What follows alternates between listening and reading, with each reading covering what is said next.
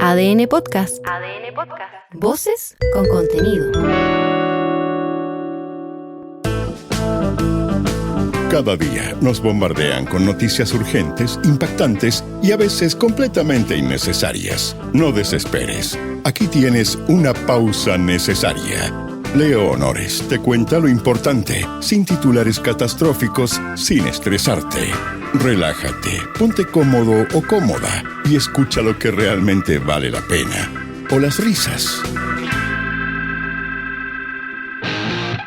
Hola, la semana termina con bastante polémica porque después de la liberación de Mauricio Ortega, condenado agresor de Nabila Rifo, acuérdate, el Servicio Nacional de la Mujer y Equidad de Género quedó bajo fuertes críticas por una presunta negligencia en el manejo de la notificación a la víctima. La abogada que representa a Rifo fue desvinculada, perdió su trabajo sin que el organismo reasignara su patrocinio, lo que dejó a la víctima sin defensa en una etapa clave. Ese es el tema de fondo. Ahora, hay que decir que la decisión de otorgar la libertad condicional a Ortega, que cumplía 8 años y 2 meses de condena, la tomó la Corte de Apelaciones de Coyhaique con argumentos que también fueron bastante cuestionados. Señaló que tenía una conducta intachable y un índice de compromiso delictual bajo, pese a que Gendarmería había emitido un informe desfavorable, diciendo prácticamente todo lo contrario. Ante la conmoción pública, por supuesto, se tomaron algunas medidas adicionales. Se desplegó un refuerzo de carabineros, se instalaron cámaras de vigilancia también para proteger a Nabila Rifo. La ministra de la Mujer y Equidad de Género, Antonio Orellana,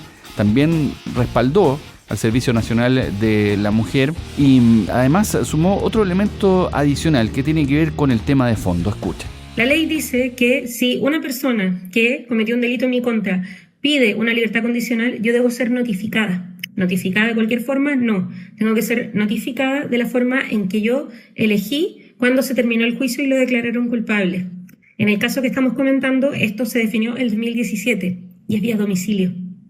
Y no solo eso, sino que la norma además dice que en el caso de personas con discapacidad visual, esa notificación tiene que ser especialmente accesible, no solamente en su lenguaje, sino en su formato, para que podamos asegurar que la persona que sufrió el delito pueda tener la opción de manifestar su voluntad ante ¿quién? Ante los tribunales y la Comisión de Libertad Condicional, que es la que toma esta decisión. Y por lo tanto, ¿se tomó esta decisión por responsabilidad del Servicio Nacional de la Mujer y Equidad de Género? No, porque quien debía ser notificada era la víctima. Y la víctima nos ha comunicado que no lo fue. Nosotros le creemos.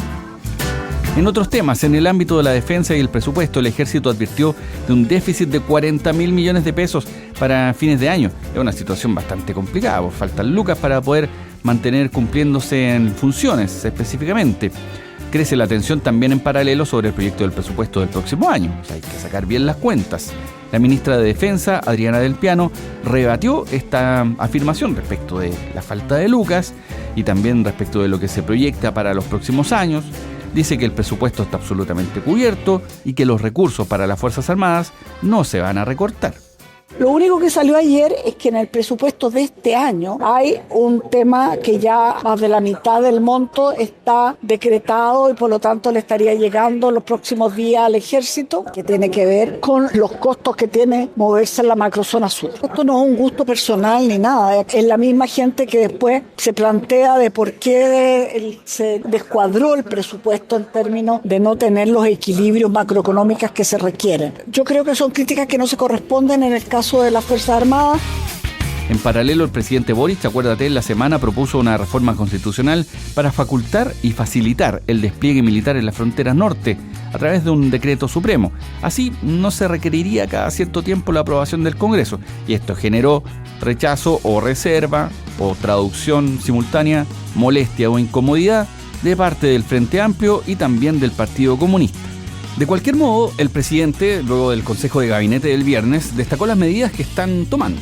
Donde además anunciamos la presentación del proyecto de reforma constitucional que permitirá el despliegue efectivo de nuestras Fuerzas Armadas en nuestras fronteras para asumirlo como una tarea permanente de nuestras Fuerzas Armadas. Pudimos ver en terreno cómo durante nuestro gobierno ha mejorado de manera muy significativa respecto a cómo lo recibimos las capacidades del Estado de proteger las fronteras.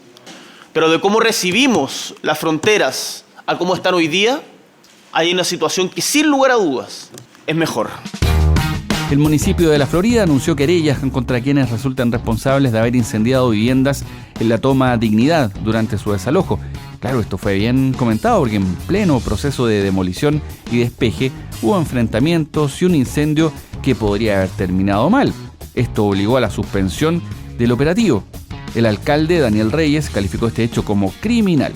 Fuimos testigos de una acción derechamente criminal.